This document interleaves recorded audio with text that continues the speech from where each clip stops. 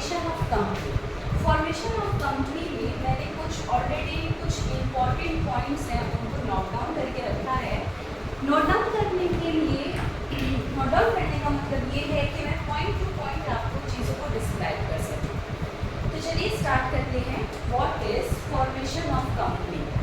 My self Vatika Paliwal और हम आज का चैप्टर स्टार्ट करने जा रहे हैं। चलिए, फॉर्मेशन ऑफ कंपनी में फर्स्ट आता है आपका a company is an artificial person. A company artificial person होती है। लाइक वो एक पर्सन तो होती है बट वो एक आर्टिफिशियल पर्सन होती है, मतलब कि उसकी अपनी एक खुद का लीगल राइट होता है सारे काम करने का, बट वो कोई पर्सन नहीं होता, कोई लिविंग नहीं होता, कोई ऐसा बंदा जो सांस ले रहा हो वो नहीं होता, वो एक आर्टिफिशियल पर्सन होता है। Next is having a separate legal identity. Having a separate legal identity का मतलब ये होता है कि जो कंपनी होती है उसकी अपनी खुद की एक सेपरेट लीगल आइडेंटिटी, पहचान होती है चीज़ों को करने के लिए। नेक्स्ट आता है आपका परपेचुअल सक्सेसर। परपेचुअल सक्सेसर का मतलब ये होता है कि लोग आएंगे और जाएंगे, कंपनी के जो मालिक है वो चेंज होते रहेंगे, बट जो कंपनी है वो एज इट इज रहेगी। नेक्स्ट आता है आपका कॉमन सील। कॉमन सील का मतलब ये होता है कि कंपनी के अंदर खुद की इतनी पावर होती है, कंपनी खुद एक ऑथराइज पर्सन है, किसी भी चीज़ खुद का एक ऑथराइज सिग्नेचर है किसी भी चीज़ के लिए डिसीजन लेने के लिए। तो चार चीज़ों में हमने अपना जो कंपनी है उसको डिफाइन करा है। Like a company is an artificial person having a separate legal entity and perpetual successor and a common seal. So इसमें इम्पोर्टेंट जो है आपका वो आप याद रखिए, artificial person, separate legal entity, perpetual successor and common seal. वो इतना आपको समझ में आया होगा या मैंने कोशिश की होगी कि मैं इतना आपको समझा सकूँ। नेक्स्ट हम लोग आते हैं टाइप्स ऑफ कंपनी पे। जब हम बात करते हैं टाइप्स ऑफ कंपनी की, याद रखिए कि बहुत टाइप्स की आपकी कंपनी होती है। जो आपका जो सेक्शन है जिसमें कंपनीज को डिफाइन करा है, या मैं एक तरीके से ये बोल सकती हूँ कि जो आपका लॉ है जिसमें कंपनीज को डिफाइन करा है उसमें मल्टीपल मतलब numbers of types of companies हैं। बट हम लोग इस बारे में कभी आगे बात करेंगे, कभी मैं इस टॉपिक को अलग से पढ़ाऊंगी आपको। बट जो इम्पोर्टेंट है फिलहाल के लिए हमारा जो बेसिक पार्ट है उसके लिए जो इम्पोर्टेंट है, उस इम्पोर्टेंट पार्ट में से मैं आपके लिए चार टाइप की कंपनीज को लेकर आई हूँ। चार टाइप्स की कंपनी है जो हमको समझने के लिए ज़रूरी होती है, जो कि आपके चैप्टर के अंदर भी है फॉर्मेशन ऑफ कंपनी के अंदर। तो सबसे पहले आता है आपका प्राइवेट कंपनी। प्राइवेट कंपनी के लिए आप एक चीज़ समझ के रखिए,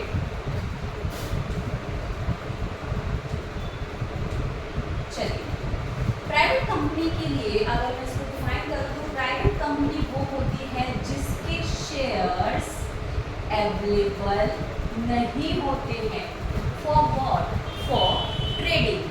ट्रेडिंग के लिए जिस कंपनी के शेयर्स अवेलेबल नहीं होते हैं मार्केट में, वो कंपनी आपकी प्राइवेट कंपनी कहलाती है। अब बात करते हैं पब्लिक कंपनी के बारे में। पब्लिक कंपनी आपकी वो होती है जहाँ पर shares are available, shares are available for trading. हम पब्लिक कंपनी के शेयर्स में ट्रेडिंग कर सकते हैं, अपने पैसे लगा सकते हैं, प्रॉफिट हो या लॉस हो वो डिपेंड करता है हमारे लक पे या कंपनी की पोजीशन पे, पर हम पब्लिक कंपनी के शेयर्स को बोरो कर सकते हैं और वहाँ पर ट्रेडिंग कर सकते हैं। ट्रेडिंग के लिए भी हम कभी अलग से बात करेंगे। Third one is government company. Government company को आप इस तरीके से समझिए कि जो आपकी गवर्नमेंट कंपनी होती है वो एक मिक्स्ड ऑनरशिप होती है। मिक्स्ड ऑनरशिप मतलब वहाँ पर आपकी गवर्नमेंट और आपका जो पब्लिक होता है उसका कुछ टाइप होता है, जिसमें जो आपका गवर्नमेंट परसेंटेज हायर होता है according to another party.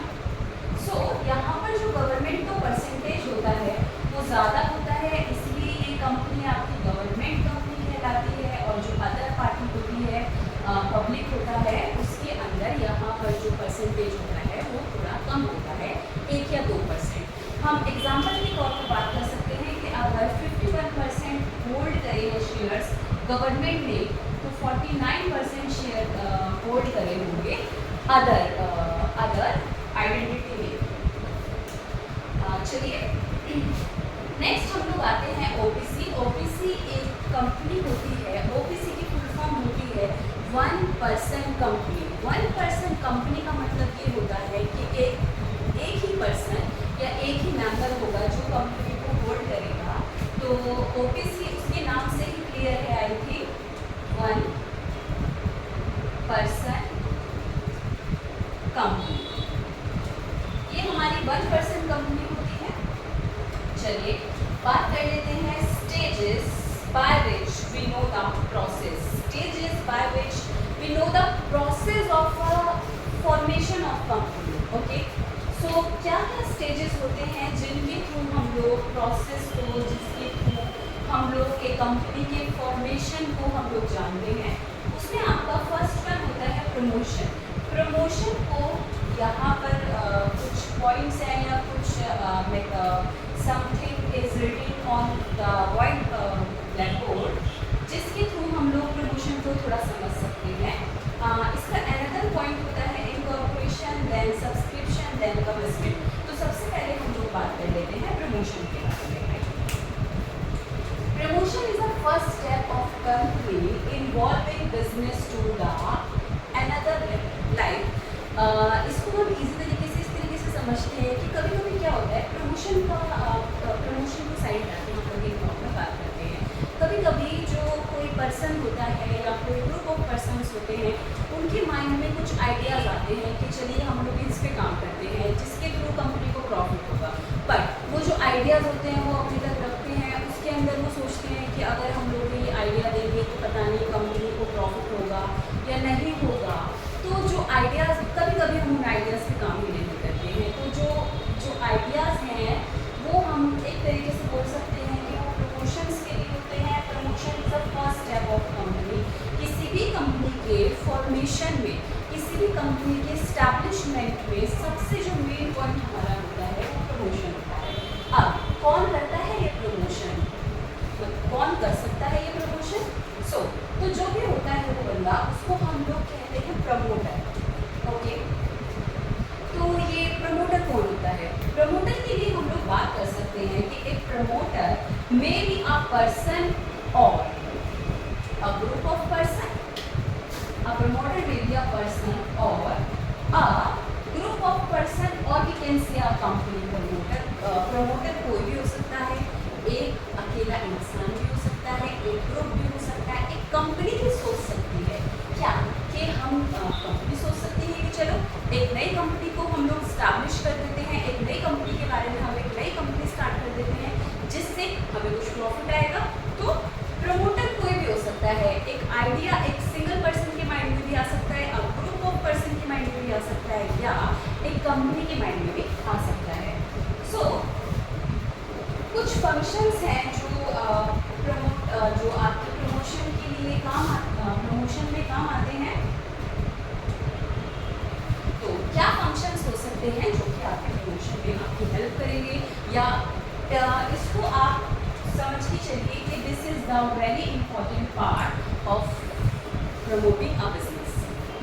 So first one is identify the business opportunity. सबसे पहले हमको आइडेंटिफाई करनी होगी और बिजनेस अपॉर्चुनिटी को जिसके थ्रू हम लोग स्टार्ट करना चाहते हैं या हम अपना फर्स्ट स्टेप किसी चीज़ पे रखना चाहते हैं। तो सबसे पहले हमें उन अपॉर्चुनिटीज़ को फाइंड करना पड़ेगा। लाइक मुझे सोचना पड़ेगा कि एग्जैक्टली मुझे करना क्या है, मैं किस फील्ड में जाऊँ, किस नई कंपनी को स्टैब्लिश करूँ, या वी कैन से कि मतलब मैं अपना फर्स्ट स्टेप किसके लिए रखूँ, मतलब क्या करूँ। तो सबसे आपका जो फर्स्ट स्टेप हुआ वो हुआ कि आइडेंटिफाई करना कुछ ऐसे बिजनेस अपॉर्चुनिटी को जो कि आगे आने वाले टाइम में फ़ायदेमंद हो। फॉर एग्जांपल सपोज कि एक कोचिंग इंस्टीट्यूट है, उस कोचिंग इंस्टीट्यूट ने अपनी फर्स्ट ब्रांच नोएडा में ओपन करी। अब नेक्स्ट वो लोग क्या सोचेंगे, इन केस अगर वो उनका जो रिजल्ट है उस कोचिंग का वो बहुत पॉजिटिव है, अच्छे रिव्यूज़ हैं, नंबर ऑफ स्ट्रेंथ या नंबर ऑफ जो स्टूडेंट्स हैं बहुत अच्छी है, तो वो कंपनी उसका नेक्स्ट स्टेप क्या होगा, वो कंपनी ये सोचेगी कि चलिए नोएडा में तो हमने एक अच्छा रिस्पॉन्स फैलाया, तो चलिए हम लोग गाजियाबाद या दिल्ली की तरफ चलते हैं, एक नई फ्रेंचाइजी डालते हैं या एक नया अपना इंस्टीट्यूट को वहाँ पर स्टैब्लिश करते हैं। तो उसी तरीके से हम इस पे आ जाते हैं, तो identify the business opportunity. Coaching institute ने सोचा फ्रेंचाइजी डालने के लिए, इसी तरीके से कंपनी सोचती है समथिंग सब्स्टिट्यूट के लिए कि कुछ एक अलग से करते हैं, तो शायद उसमें भी हम लोग अचीवमेंट हम लोग हासिल करते हैं। नेक्स्ट होता है physical studies. Okay, second point है आपका फिजिकल स्टडीज। देखिए जो ये आपका फिजिकल स्टडीज है, ये मोस्ट इम्पॉर्टेंट पॉइंट है। किस तरीके से फिजिकल स्टडीज में हम लोग टेक्निकली, फाइनेंशियली और इकोनॉमिक इन तीनों तरीके से हम लोग सोचते हैं। टेक्निकली मैं सोचूंगी कि अब मेरे पास जो भी मैं नया बिजनेस स्टार्ट करने जा रही हूँ उसके टेक्निक्स हैं मेरे पास, उसके उपकरण मेरे पास हैं। फाइनेंशियली मेरे पास इतना पैसा है, क्या मैं एक नया इंस्टीट्यूट ओपन कर सकूं, क्या मैं एक नई ब्रांच डाल सकूं। उसके बाद इकोनॉमिकली हम लोग किस तरीके से सोचते हैं, हम लोग ये सोचते हैं कि क्या इन केस अगर मैंने एक नया इंस्टीट्यूट ओपन करा या इन केस अगर मैंने एक नई फ्रेंचाइजी डाली, सो क्या वो प्रॉफिट होगा, उससे क्या प्रॉफिट होगा कि लॉस होगा। तो इन तीनों तरीके से हम लोग इन सारी चीज़ों को सोचते हैं। नेक्स्ट होता है आपका नेम अप्रूवल। चलिए यहीं पर कर लीजिए कोई बात नहीं।